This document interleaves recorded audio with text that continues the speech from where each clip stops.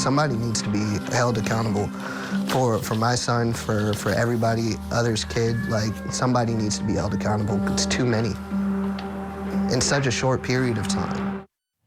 Now for what's trending in true crime, parents in Richmond, Virginia are on the path to justice after police arrested a former nurse for felony child abuse.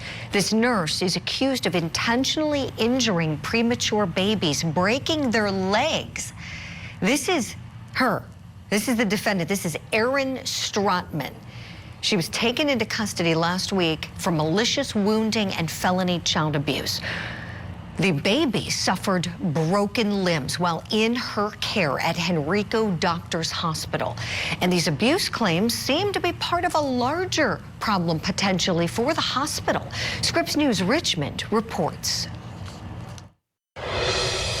This report detailing a 2023 visit by inspectors from the Virginia Department of Health shows the state cited the hospital for failing to promote each patient's rights by not reporting the suspected abuse within 24 hours of having reason to believe that the babies had been abused. When asked about the VDH findings, a spokesperson for HCA sent us a statement that reads in part, "Once we determined that the fractures could have been caused by something other than the development and size of the babies, we reported the fractures to the appropriate authorities, including CPS, and fully assisted in the investigations they launched." Dominique Hackey, the father of one of the infants injured in 2023, told me today that it outrages him that the hospital installed cameras after his baby received a fracture as a way to prevent future babies from getting hurt, and yet he feels like the hospital failed to protect its most vulnerable patients.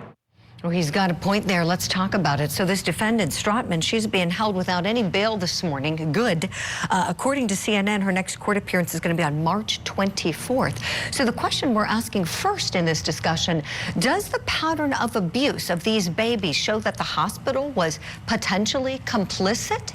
Let's bring in our guest, still with me, retired criminal defense attorney and author Kirk Nurmi, and want to welcome in board-certified forensic pathologist Dr. Priya Banerjee. Dr. Priya, what's your thoughts when you hear about what the hospital knew and about what this woman allegedly did? Well, it's hard for me to say who knew what, but it's obviously a systemic problem and happened more than once. And that's, I mean, I'm speechless. You know, I'm a mom. I trusted my newborn to the nurses in the infant room, right, just to get some rest. It's overwhelming anyways, and to think the person caring for your child while you're resting does this, it's incomprehensible. And what I really want to say is the pattern is very unusual. You cannot explain leg injuries by birth trauma. So any kind of defense in that way is illogical. You know, and let me ask you another question pertaining to that, Dr. Priya, because I know when we all heard about the story, our hearts were breaking. Our hearts go out to all of those victims, their parents. Hopefully these children don't have any further ramifications from what happened. When you think about what it takes to break a baby's leg, how much force do you need for someone to do that? So, you know, we're designed, especially as infants, to be very rubbery. And I say that it's mainly cartilage. The bones are forming. If you look on the x-rays, there's small gaps because they're going to grow a ton. But it still takes effort to harm a baby. You know, it's probably not as much as, say, an adult bone, which is, you know, calcified and strong and thick. But obviously babies feel pain, and there was comments that they saw the babies crying, very uncomfortable. It's horrific. So it's definitely intentional. Right, right. And I would think my next question was going to be to the pain. I would think that would be excruciating for all of us who've ever broken a bone as an adult. We remember, we can think back to how we felt when that happened. How might these little babies have felt, Dr. Priya? I mean, you know, they're little and they can't, you know, express themselves other than by crying, but it's horrific.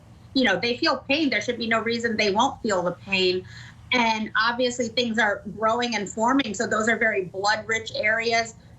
They're going to feel it. You know, that's a tender area now, obviously, where their body's working to grow stronger, not, you know, to heal from any kind of trauma like that. It's unthinkable. Right, it really is, Dr. Priya. You're right. It's unconscionable what happened to these precious babies.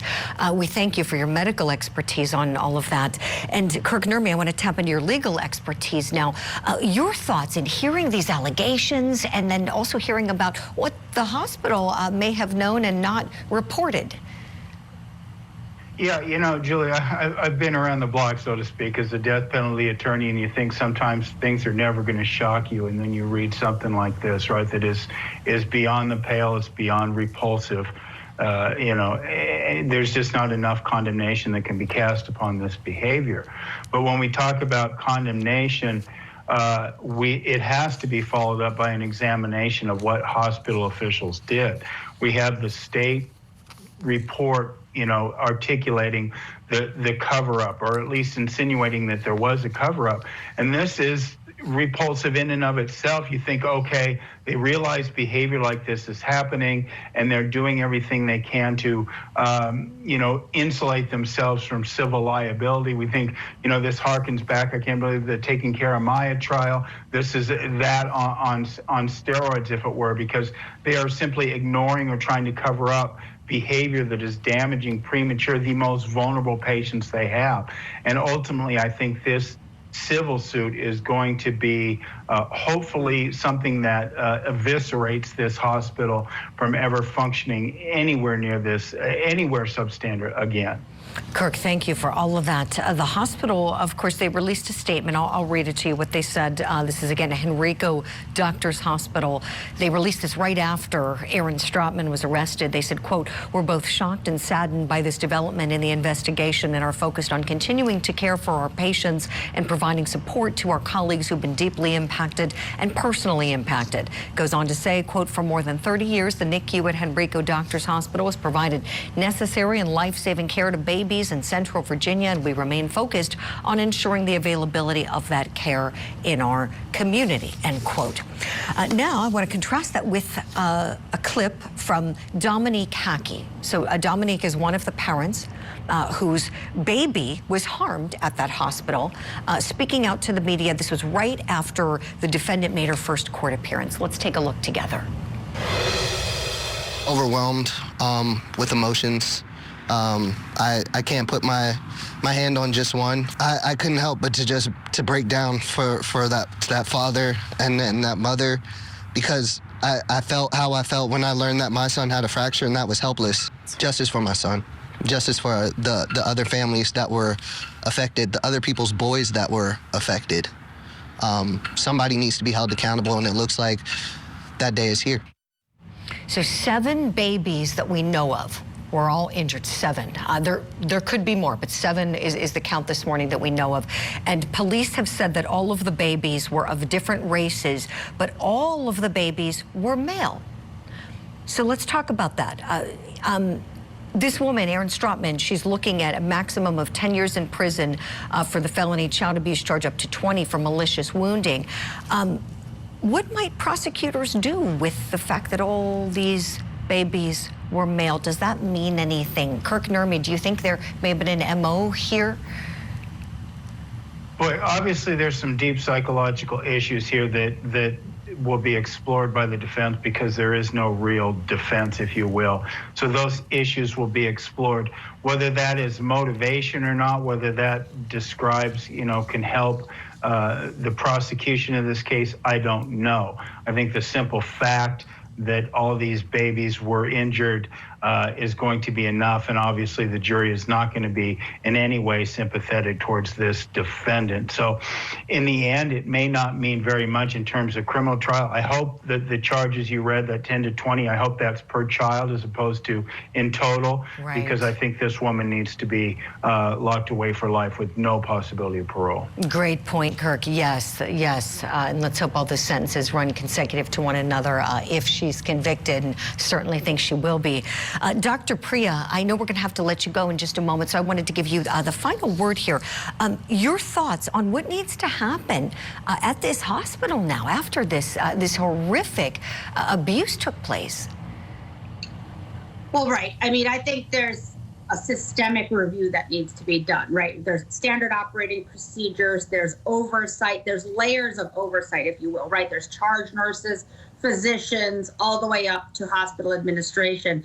And, you know, it's hard because there's so many moving parts. However, you really have to hone in on, you know, one baby, okay, now you suddenly have two babies with leg injuries. I mean, that should, you know, fool me once versus fool me twice, right? That doesn't happen. And that should have triggered something immediately. Again, this is not compatible with birth trauma. So even one instance was very peculiar.